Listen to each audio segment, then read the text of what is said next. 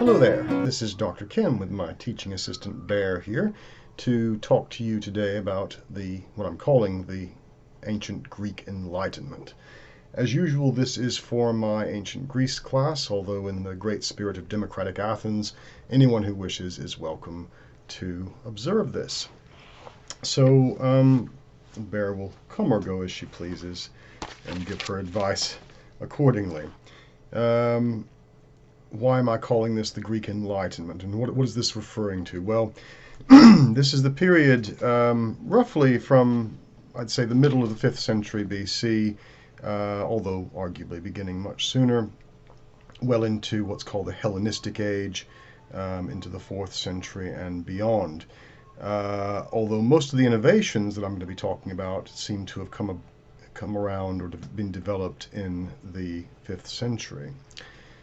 It's no, I think, error to say that Western intellectual history always begins with the ancient Greeks, and this is not to say that there aren't other sources out there for it. We could trace the roots of Western intellectual history back to Babylon and Egypt and other places as well, and indeed and India and China to some extent too. But the Greeks are developing their ideas and in part in contact with these other cultures, to be sure. And but something happens in the 5th century that results in an unparalleled level of innovation in so many different areas.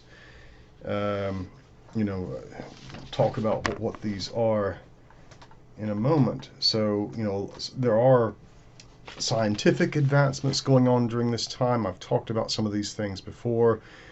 We know that they were developing steam engines, primitive ones, but still that worked. We know that they were developing powered flight, if you think of Archytas's pigeon, which we looked at before. Ideas of optics and electromagnetism, or magnetism at any rate. In the 4th century or 3rd century, there are statues being suspended in thin air with magnets. The sort of thing you can get now at a novelty shop, but for them was quite innovative. And a host of other things too. Acoustics, we know, and astronomy. These are all going on. There are other developments, and you might not be as keenly aware of them, but they include things like lyric poetry, drama, and literature. The basis of all of our Western traditions of these things come about with the ancient Greeks. And we've looked at some of these in turn. The writing of history. There were chronicles before, there were records, but they were very basic. The idea of historiography really develops with Thucydides, and ethnography with Herodotus.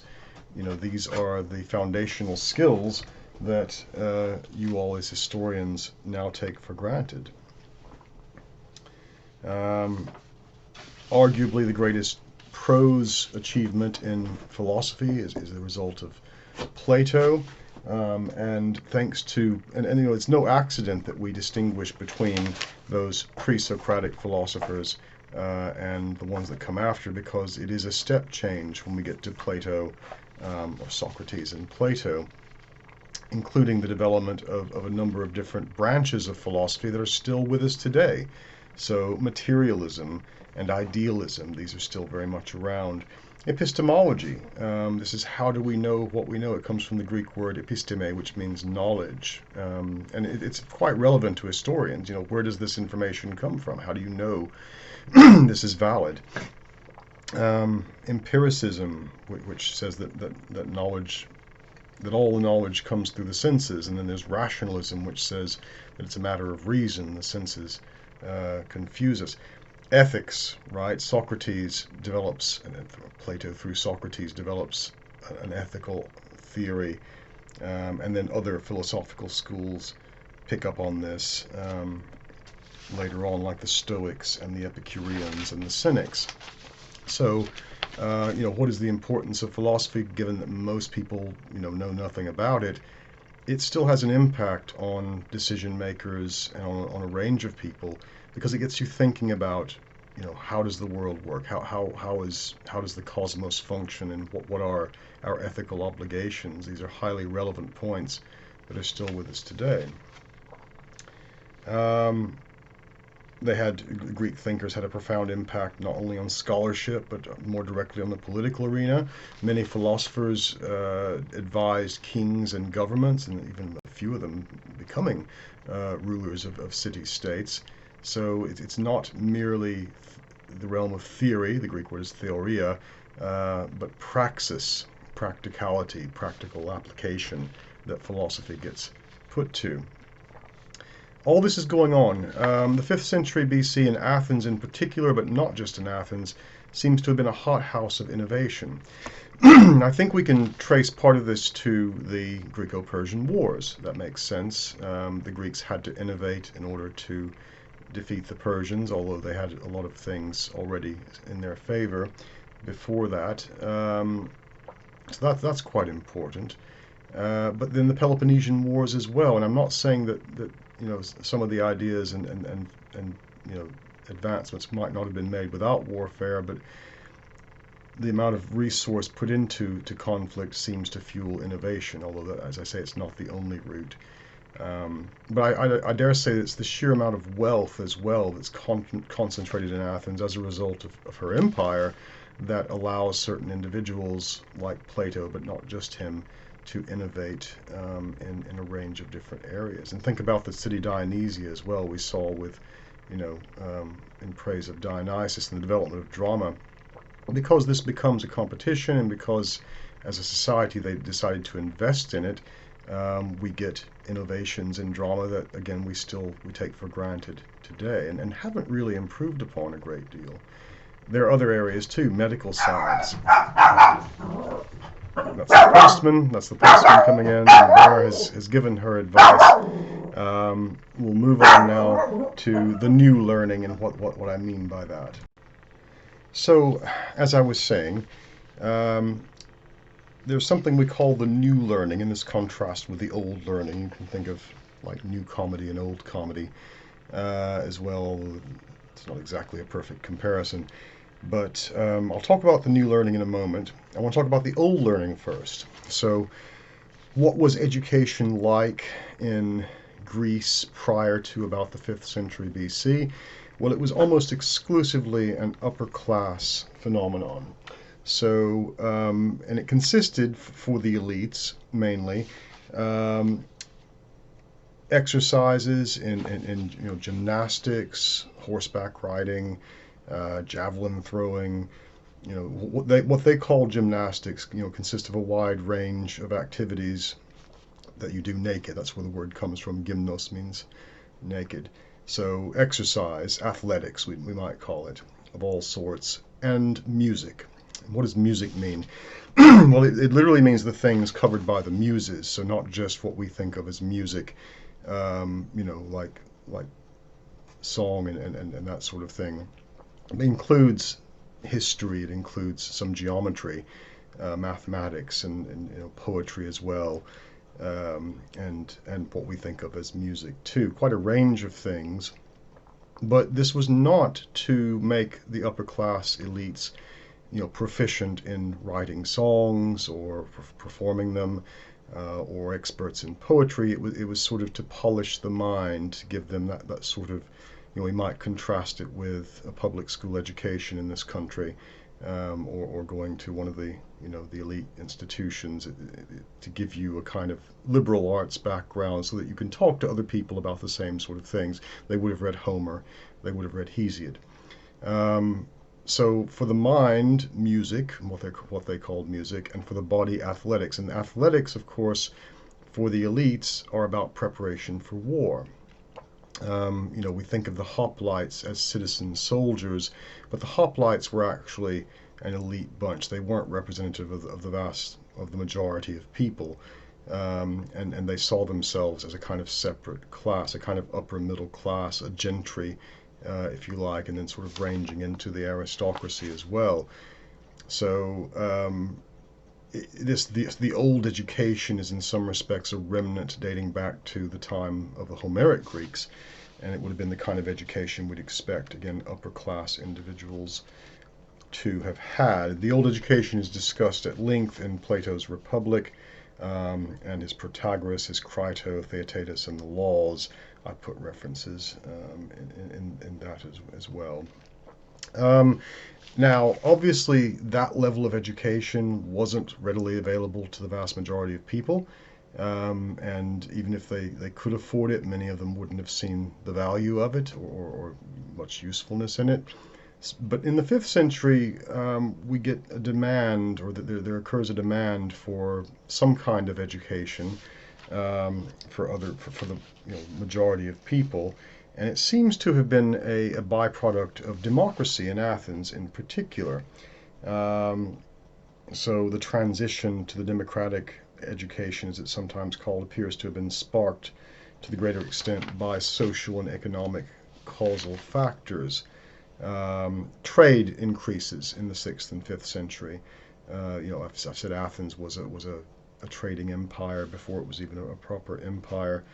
But as Athens becomes more democratic, in order to participate in that democracy, citizens need a certain level of education. They need literacy, first of all, and they need some speaking skills, because to get ahead, whether in court or whether in the assembly, you need to be able to speak, in front of other people. Public speaking, rhetoric, it's called sometimes.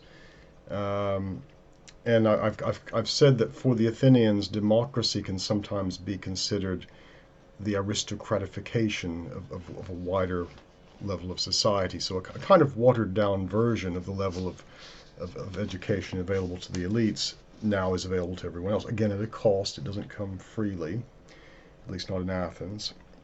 Education, as I say, could lead to social advancement. It no doubt helped some citizens deal with the complexities of government and law. So there are schools, again, just for boys, and there are personal tutors as well that can be hired or bought. Many of them are slaves, not all. It's thought that children of wealthy Athenians probably began their education earlier and finished later than those of most other classes, and that's not surprising. It wasn't a particularly formal system, and it certainly wasn't supervised by the state, and that would have gone against what they considered civil liberties under the democracy. So it's a private education system for any who wish, who can afford it. So it was left to the individual citizen rather than the state to provide the education.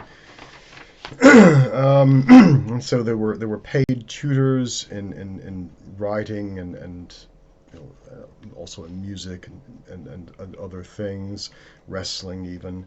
So in both athletics and again the things covered by the muses. When the student had passed from being a child to a young man, and what do we mean by that? Well, they didn't record their birthdays because they didn't celebrate them until much later when they adopt them from the Persians. It's not clear that anyone really knew how old they were, but basically when someone goes through puberty and becomes more adult, they're considered to have reached the state of being a young man in the case of men. They might be released from their tutor at that point. It's thought that this term "young man," the Greek word is monarchios, could have been something like 15 to 21, but there's no hard and fast rule for that. Some could have gone on to a kind of post-secondary education if they could afford it with one of the philosophical schools. Others would have gone to an apprenticeship or joined the military or something along those lines. As I say, and there was secondary education too, again, for those who could afford it, but post-secondary education was available, again, mainly just to elites. Now, Plato's Academy did not charge fees, and I don't think Aristotle's Lyceum did either. But in order to devote time and study, someone needed to be able to afford to do that. They needed to be able to take off time from whatever work or activity they had earning money and go study. And they had to have some level of education prior. So in practice, the only sort of people who would go to Plato's Academy or Aristotle's Lyceum were, again, elites within that society. That's one type of post-secondary education available. Another has to do with public speaking. As I say, that became quite crucial, became very important in democracy because in order to say you're a citizen with aspirations for some kind of political career, or you're representing a certain group in the assembly, and you want your interests well represented or well legislated, then you need to be able to convince the assembly to vote certain ways. So this is where the Athenians really take off in their development of, well, arguably manipulation of the masses through clever public speaking. I'll put more on this in the notes, which you can see, but an education in rhetoric was highly sought after by those individuals who wanted a political career, or just those who wanted to improve their chances of winning a court case. The word rhetoric comes from rhetorike, a Greek word specifically denoting the civic art of public speaking, as it developed in deliberative assemblies, law courts, and other formal occasions under the constitutional government of Athens. As such, there emerged tutors, people who could then teach in the subject. We call these generally sophists. Unlike Plato, they charged fees.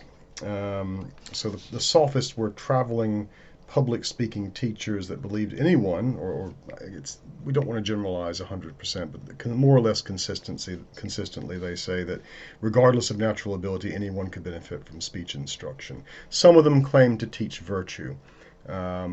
This would be an issue that Plato had with them. He would argue that they don't in fact teach virtue. They taught individuals how to argue a point from both a supporting and an opposing position. This seems to have been the approach on the whole, that for whatever position you're trying to argue, they would teach you to look at the other side as well, to understand both sides of the argument.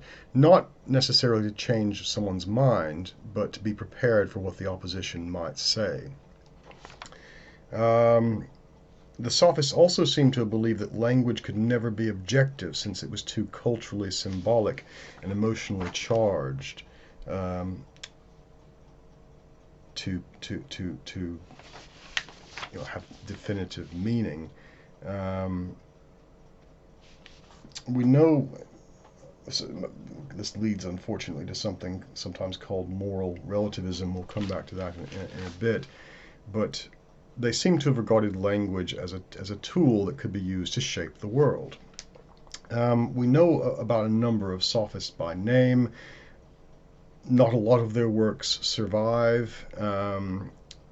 In the case of Gorgias, and we'll be looking at his Encomium of Helen, it is actually the only work of the definitively certain sophists that we can say that survived from that period.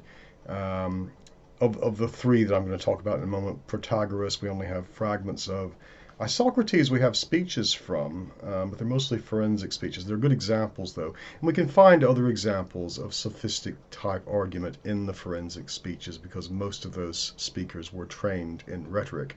But in terms of an actual work by a sophist on the topic of public speaking, Gorgias's Encomium is the only one. And now, depending on when what sort of sources you're looking at, if you're writing on this, some will say that no sources from the sophists survive. This is because Gorgias's Encomium is a relatively recent discovery, so an older secondary source won't be aware of it. Just you be aware of the fact that it does exist, even if an older source tells you that it doesn't. We'll start with Protagoras, though, our first one. He's the one who said man is the measure of all things. He seems to have been a kind of religious skeptic. One of the fragments says that he wrote, says, about the gods I cannot know whether they exist or not, or what form they have, for there are many barriers to such knowledge, among them the obscurity of the subject and the shortness of human life. He says man is the measure of all things, of those which exist and those which don't exist, and of those which etc. It's hard to interpret what he means by that. There's a kind of blurry line between philosopher and sophist. Plato, as we'll see, makes a very strong distinction, but I argue the distinction isn't so clear. Now, Protagoras wasn't some kind of atheist. He was a religious skeptic. It's not to say he wasn't religious or didn't believe in the gods of the Greeks, but he seems to be arguing for certain types of superstition. He says some things are superstition, other things are belief, and they actually drew the distinction between superstition and religion, although we might find that distinction not so great. We don't know as much about Protagoras as we would like. His dates are 490 to 420, though he comes in the middle of the 5th century. It's only sort of fragmentary things that we have of him. He may have been an agnostic. The notes tell you that, but again, we're not absolutely certain. As I say, we don't know as much about him as we would like. One we know a bit more about is Gorgias of Leontini. And again, and he's 485 to 380 BC. Leontini is a Greek city-state in Sicily. He ushered in rhetorical innovations involving structure and ornamentation, as well as the introduction of paradoxologia, the idea of paradoxical thought and paradoxical expression. So following from Zeno, and Zeno of Elea seems to have been a factor in the development of sophistry. Gorgias' writings are both rhetorical and performative. He goes, and public speaking is a kind of performance. He goes to great lengths to exhibit this ability of making an absurd argumentative position appear stronger. So as a way of kind of advertising for his art, Gorgias would demonstrate how an absurd argument can be, through clever speech, turned into a winning argument.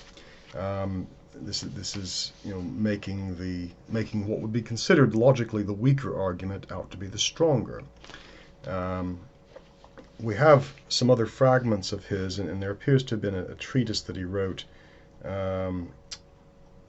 which gets quoted, and the only sort of the only fragments of it that survive can be summarizes arguments more or less like this: nothing exists. Even if something exists, nothing can be known about it, and even if something can be known about it, knowledge about it can't be communicated to others. And even if it can be communicated, there is no incentive to do so.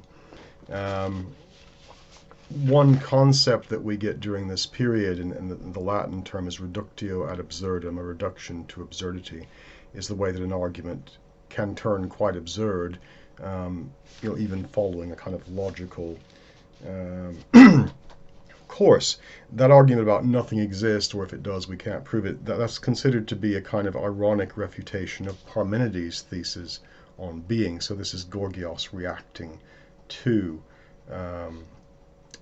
Parmenides, and he features into Plato's dialogues, including a dialogue named after him, in which Plato tries to demonstrate how sophistry is basically bad.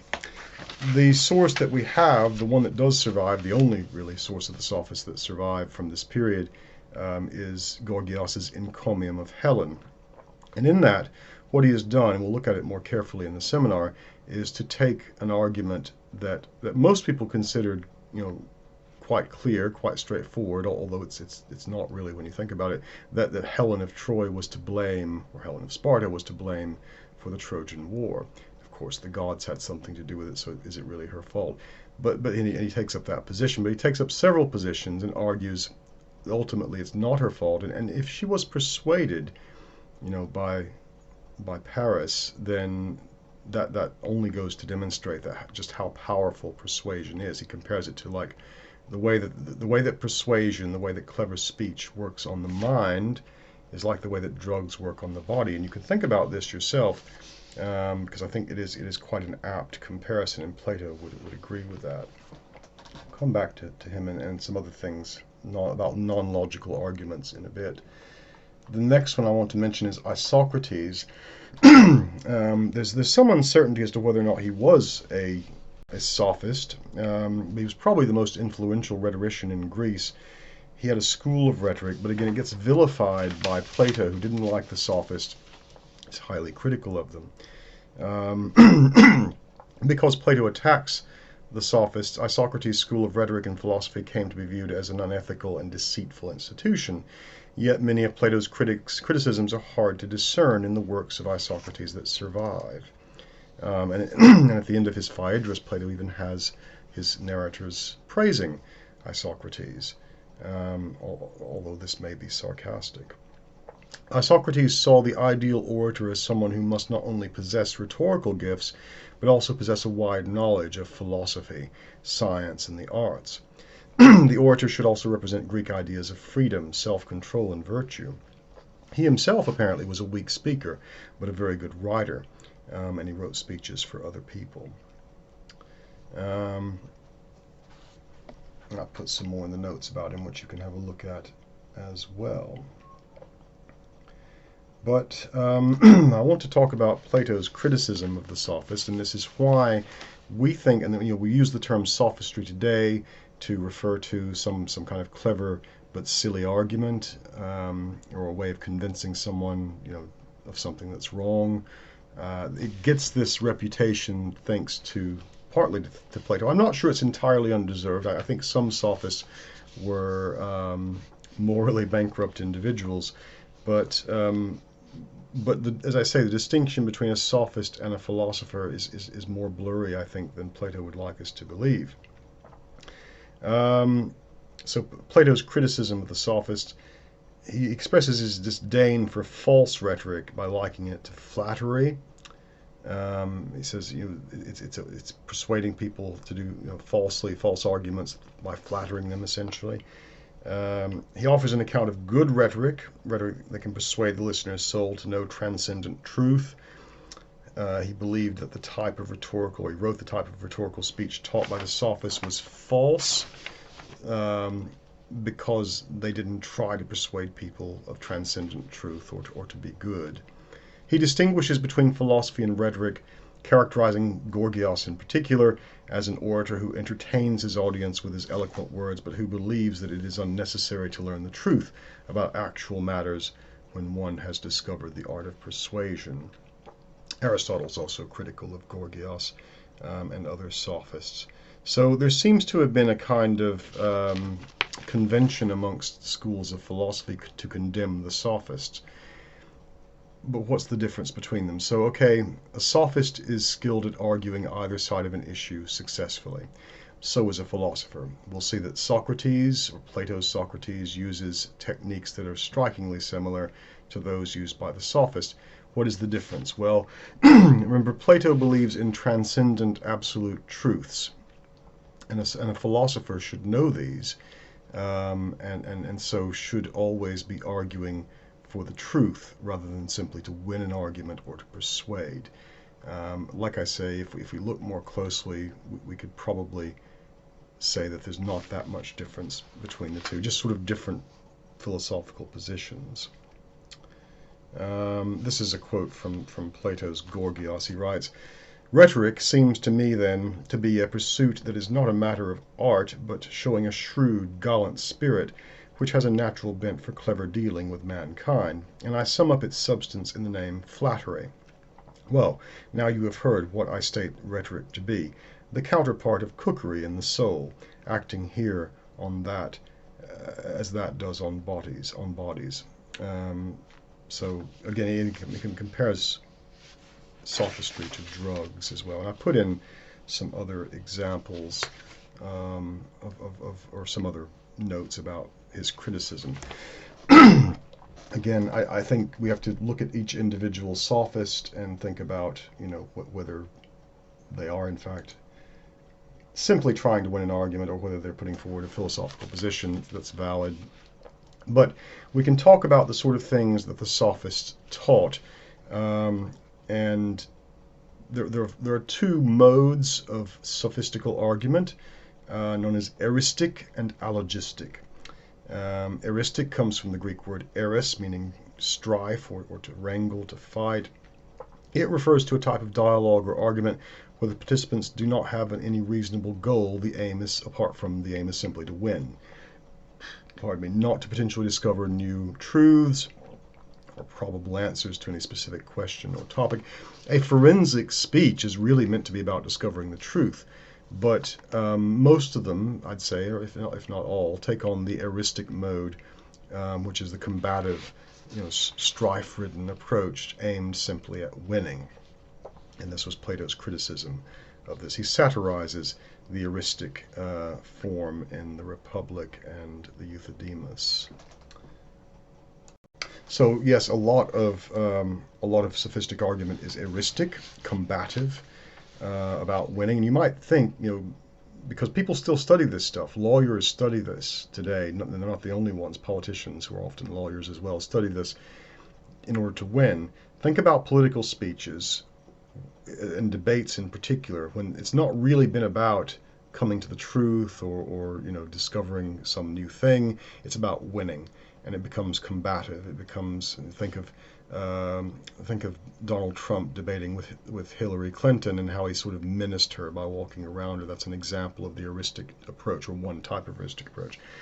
The other mode, which can go hand in hand with the heuristic, is the allergistic, which means non-logical.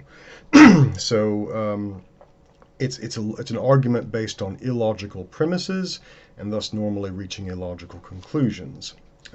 Critics of the sophist argue that they often based their arguments on allogisms, non-logical things, thus employing a form of specious reasoning solely for the purposes of persuasion. And there will be no strangers to this if you're familiar with the term fake news. That's one type of allogistic argument. I'm going to go through several different categories, and I've given you their Latin names. This was, as I say, a kind of science. This was developed in the 5th century BC, coming out of things that derive earlier, but then it's a fine art by the end of that period, and the Romans would take it up as well. And this is probably one of the few areas where the Romans actually exceeded the Greeks. But I'll go through them. One type is called the Argumentum ad Populum, sometimes called demagoguery. That means an argument for the people. It's a non-substantial way of arguing based on referring to preferences, likes, prejudices, and superstitions of people. Basing an argument, say, on national egotism, or egoism, instincts and stereotypes or biases. The speaker tries to acquire ground for his or her position. So with recourse to things that have nothing to do necessarily with the argument, it's based on a strong dislike of most people towards disturbing the status quo. Innovations, everything that's new and unknown, problems requiring intense thinking or complex solutions, ambiguity. These are all ripe areas for this type of argument.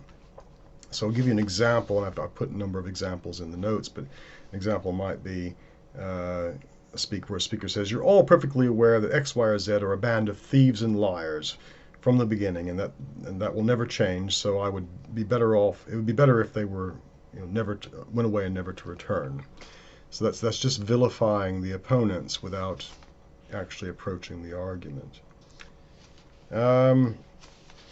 Another type is the Argumentum Auditorium, and these are all sort of different shades of appealing to the audience. In this case, this means an argument for the listeners.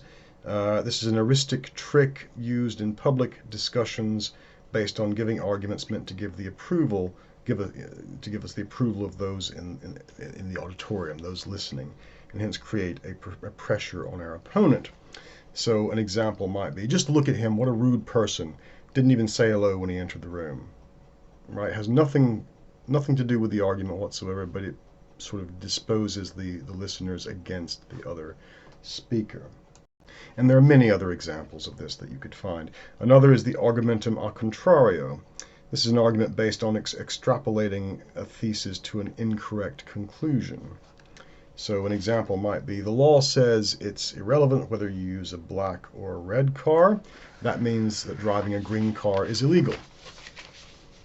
So, and again, this is approaches kind of fake news kind of thing. It's an absurd argument that doesn't really follow logically, but could have in the moment, and it's all about persuasion in the moment. It has the effect, desired effect.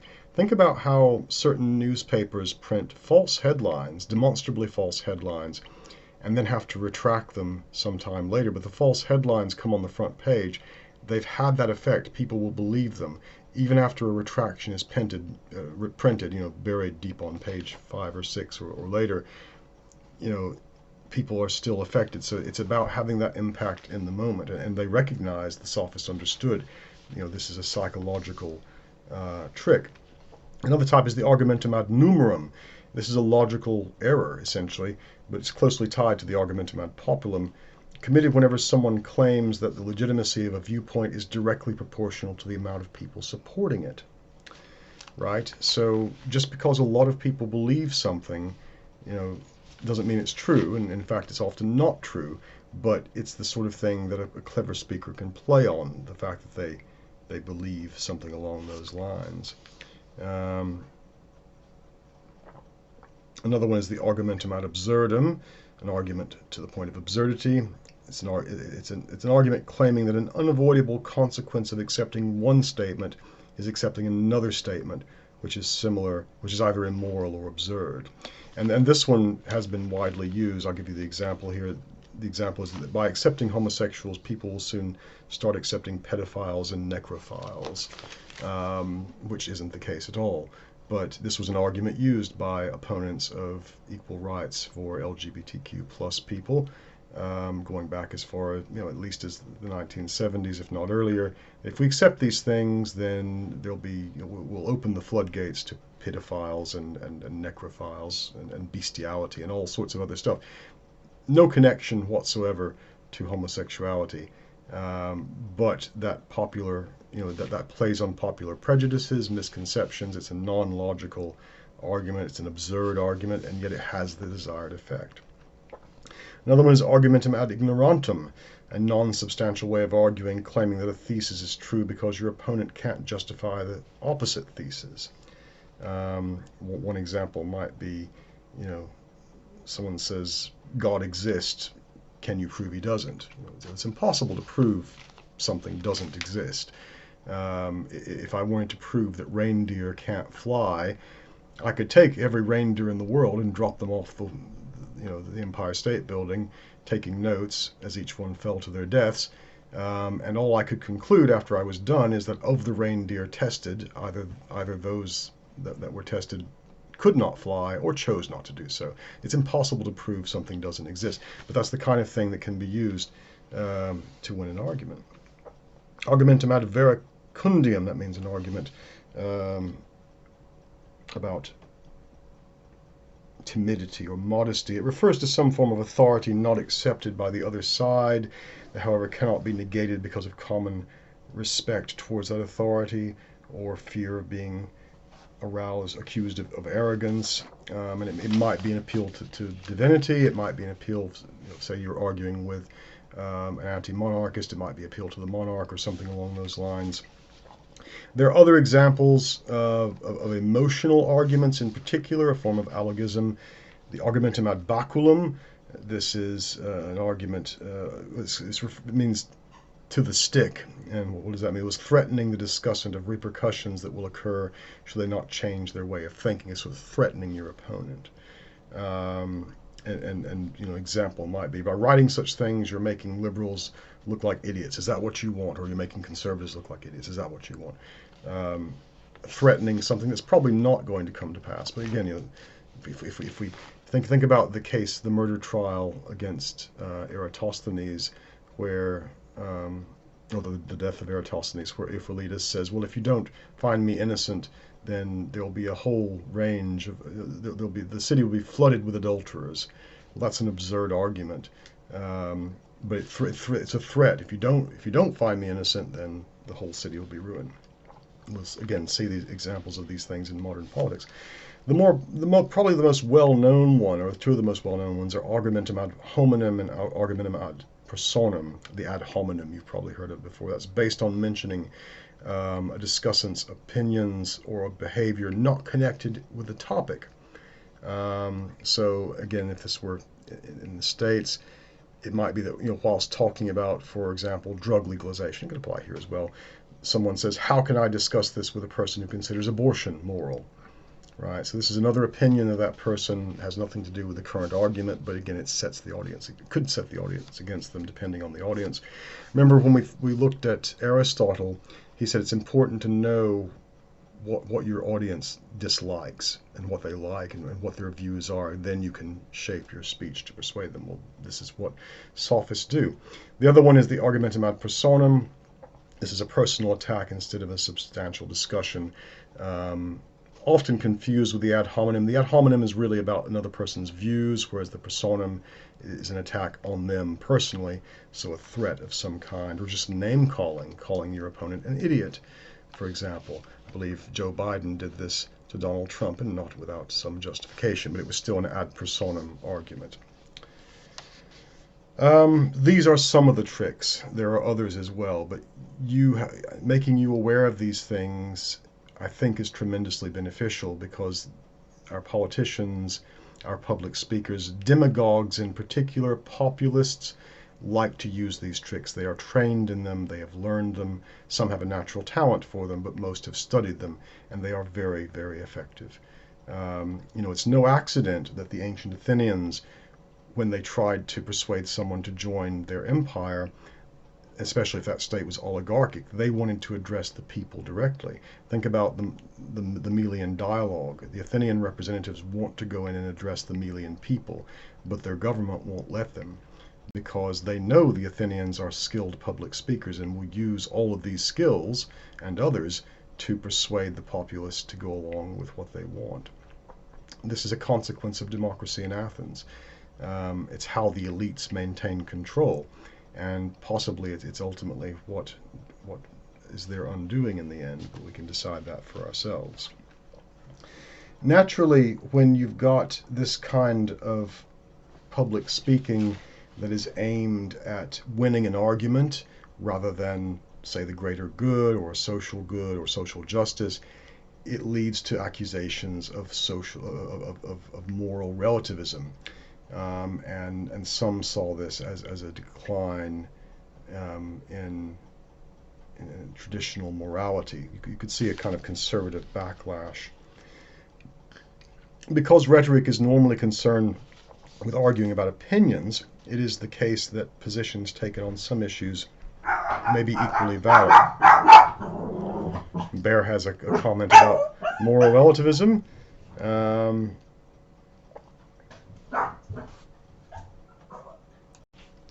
So, as I was saying, because rhetoric normally is concerned with arguing about opinions, it is the case that positions taken on some issues may be equally valid, even though the people who hold them think their position is obviously the right one. And even in regard to issues in which one side is generally perceived to be superior to the other, it's important to know both sides of the argument, and this is what the sophists taught. Therefore, it was common practice to ask students to speak or write arguments for both sides of a controversy. Now, we urge you to do this in history as well, but we also urge you to think logically. It's not just because an argument can be made for either side of an issue doesn't mean that they're equally valid. One argument is usually better than the other based on the evidence available, and that's what you as historians need to be able to decide. Otherwise, there's no meaning at all. Otherwise, everything is equally valid, and Nazis are not the same as Democrats. You have to understand, not all views are equally valid, right? Hopefully you know this, but you can see how this kind of argumentation could lead to a kind of moral relativism. But, it's useful to be able to see both sides of an argument, even if you disagree with one. So a good way to do this is to pretend that you've been asked to be an advocate for someone, right? After reading a text or hearing a position, create the best argument that you can in defense of it. Think of yourself as a hired lawyer or a spokesperson. This is applicable to your essay writing. What are the best arguments you can make in support of your client's position? then pretend like you've been hired to argue against the same position. What are the best arguments you can make against that position? So by putting yourself as fully as possible into each side, you begin to see the internal logic of each position. This insight is important for several reasons. First, it may help you to be more understanding of your opponent's position. They're not always, the fools or the villains that we sometimes think they are. Secondly, it may make it possible for you to find some area of common ground between the two positions that produce cooperation rather than arguing to win. That's, in an ideal world. I appreciate that in many cases we're pitted against each other in positions where it's about winning. But what do you do if you feel strongly about your position and you feel guilty even listening to the other views, let alone taking them into yourself so far that you're able to write them as though you believed in them? And this is understandable. I'm not arguing. You don't want to be arguing in favor of pedophilia. I'm not sure there can be an argument, but if you were arguing against it, it might be good at least to know how such individuals think. This is an extreme case, but there might be others that are less extreme. Let's say you're pro or anti-Brexit.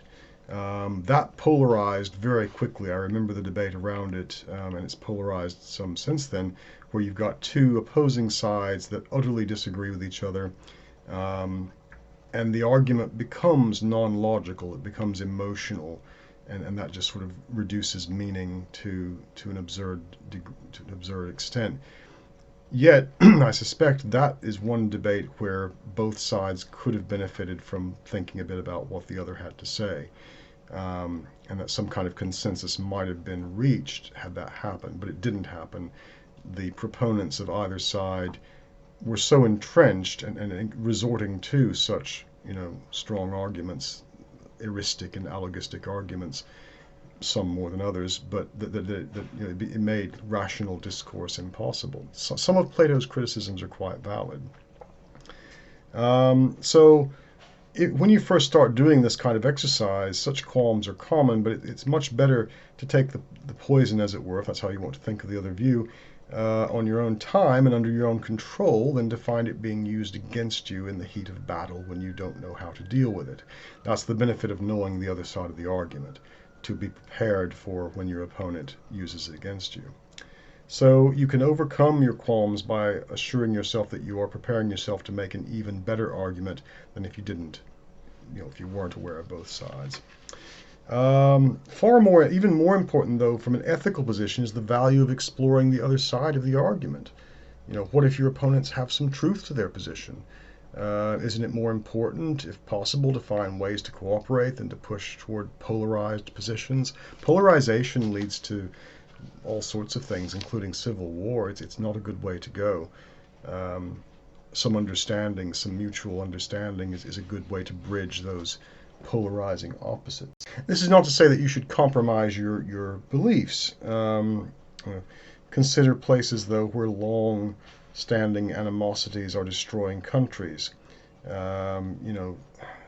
Where one side may be more right than the other, but both sides have perpetuated the conflict for so long that some kind of accord needs to be reached.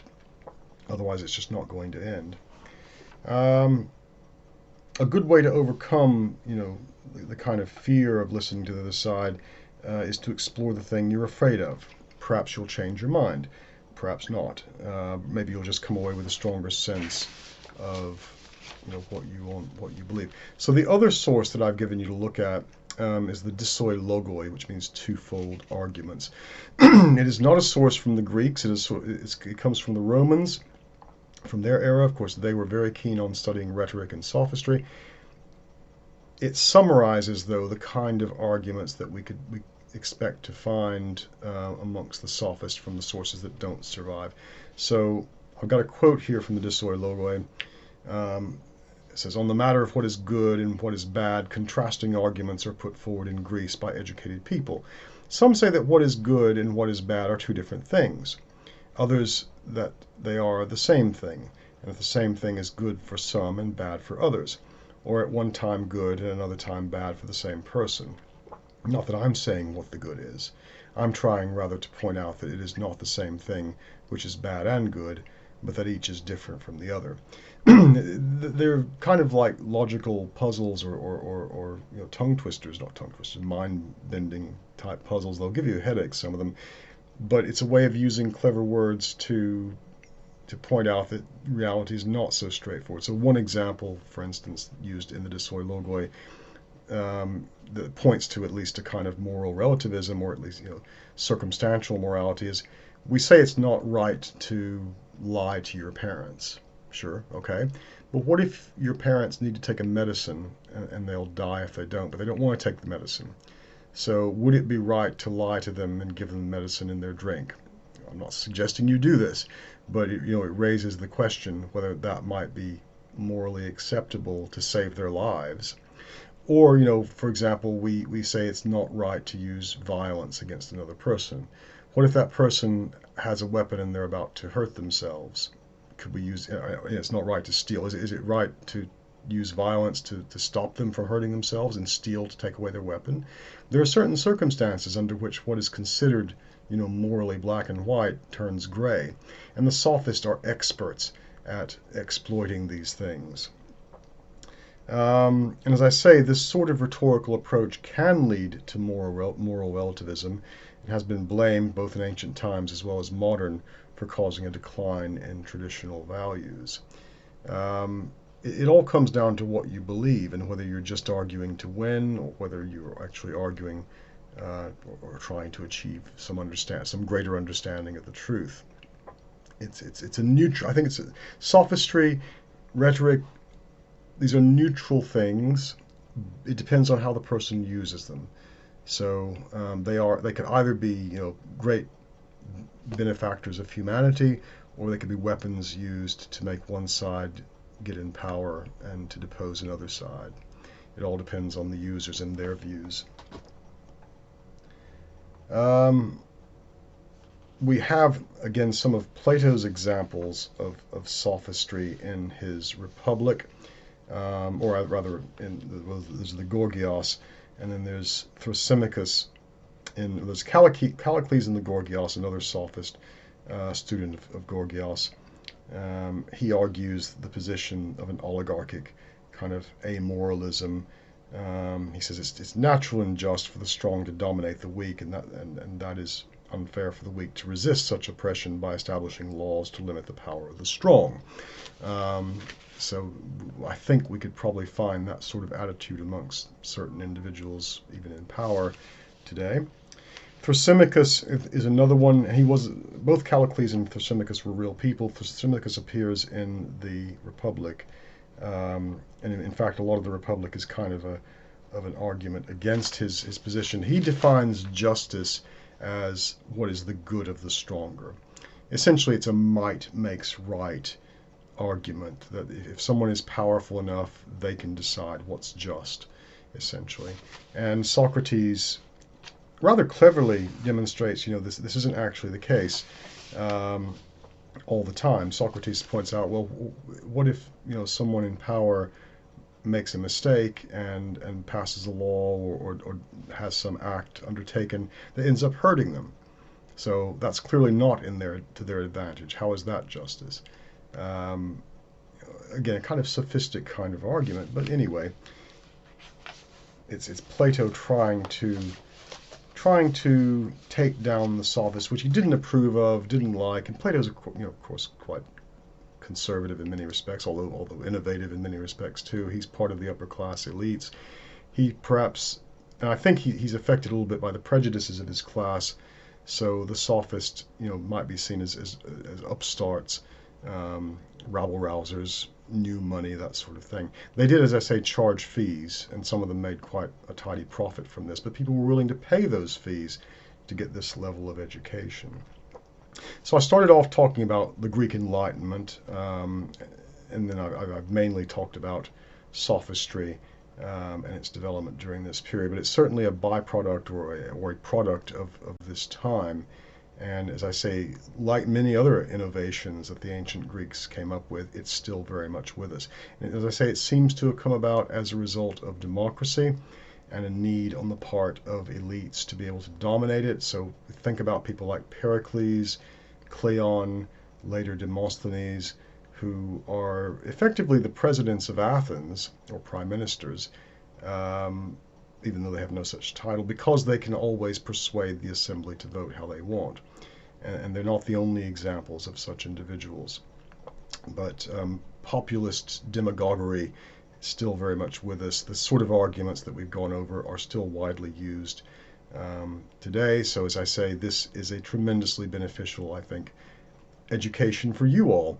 I just wish that more people would learn it, because we would probably live in a nicer world if they did, and weren't so subject to the skills of those who do learn it, when their motivations are less than moral. Okay, so thank you very much for your attention, and I shall leave it there for now.